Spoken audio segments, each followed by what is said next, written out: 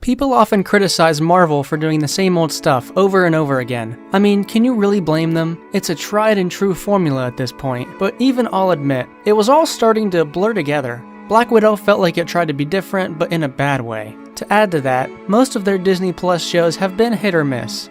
WandaVision is great until it isn't. Falcon and Winter Soldier was boring as hell. And Loki wasn't bad, actually. I kinda liked Loki. I can't wait for season 2. But all of this was still a far cry from anything worth subscribing for. Even Loki had a slow point in the middle there. And then comes What If. So far, this series is one of the best things Marvel has ever made. It dares to be different. It not only presents an original idea, but a completely unique way of going about it. A show based on the concept of making one little change to your universe's canon? Never been done before, but it works so well.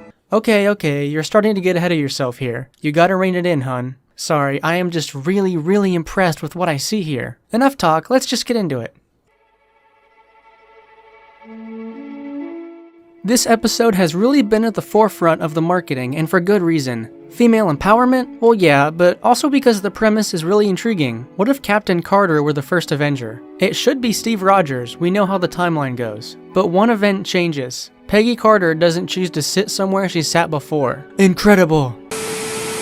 Yeah, it's a small change, but it causes her to see the bomb, rush in after Steve, and put herself in the machine. And I love how this douche is like, no, she's a woman. But then Howard Stark is like, oh yeah, she's a woman alright. But what really makes these episodes truly stand out is its gritty action and dialogue. It doesn't pull the punches like modern Marvel typically does. There's some real death by bullets, some adult humor and dialogue. Everything feels more natural, I guess. These are adults. Of course they say things like, Miss Carter, and what the hell is going on? Those little tidbits of non-kiddie concepts makes this series feel freer. This isn't Noob Master 69 is what I'm saying. That kid on the TV just called me a dickhead again.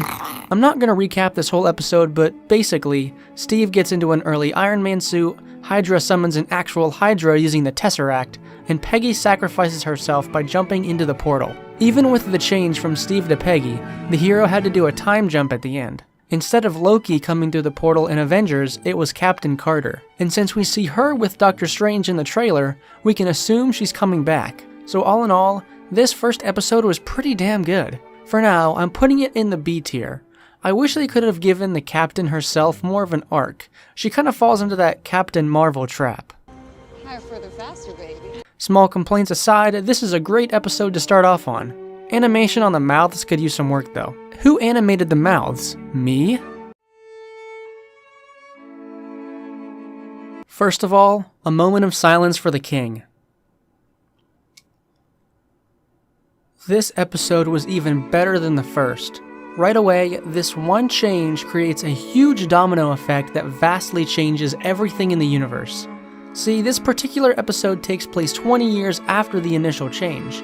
And I assume the butterfly effect has drastically altered this reality. The Ravagers fight for good. Thanos isn't evil anymore, although he's still rocking that genocide train of thought. That's no good. Nebula is a blonde, and the Collector is this super buff guy. It's a nice attention to detail that I think was definitely intentional. We got to see characters we probably thought we'd never see again. Thanos, Yondu, and even Howard the Duck had a small cameo. Now I'm no Marvel mega fan, but I know that when you see Howard the Duck, it's a special moment.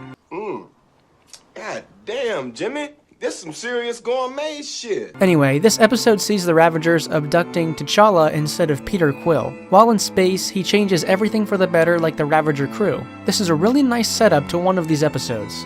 And what could be better than this? A genuine character arc. T'Challa misses Earth, but he was told that it was destroyed by a war. Nope, Yondu lied to him. This gives T'Challa and Yondu an actual character arc, which the first episode kind of lacked. This is rule number 1 when you make a complete story, a complete episode, whatever. You have to give some sort of character arc. A character needs to grow emotionally in order to complete the hero's journey. I mean, it's storytelling 101. If they don't, it's not a truly satisfying story. And that's what makes this episode better than the first, in my opinion. It's really the biggest reason. As far as I'm concerned, this is a solid A-tier episode. I wish Chadwick Boseman could have seen his character come to life like this.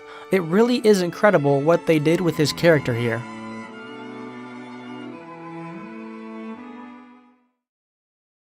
What If is, in a word, refreshing. You can watch it for the Easter eggs, for the cameos, for the kick-ass action sequences, or the janky animation. Take your pick. This show fills in some corners of the lore that we really didn't know existed. I mean, who knew or who could have guessed Howard Stark could have been building Iron Man suits way before they actually got built? That's some cool butterfly effect stuff right there. Okay, that's all for this video. Comment below what kind of outfits my avatars should wear next. Usually the full body outfit drawing is on my Instagram, but I'll drop it here this time too, why not? I'm really trying to build a consistent art style over there, so if you like how this looks and have suggestions for more outfits and how they're presented, wink wink, drop a comment and a follow on BrockZ_art_. Also, subscribe for more What If reviews in the future. I also do the occasional video essay. Thanks for watching, and I'll see you next time. Bye everybody, thanks for coming. Yeah, we'll see you later. Thanks again for watching.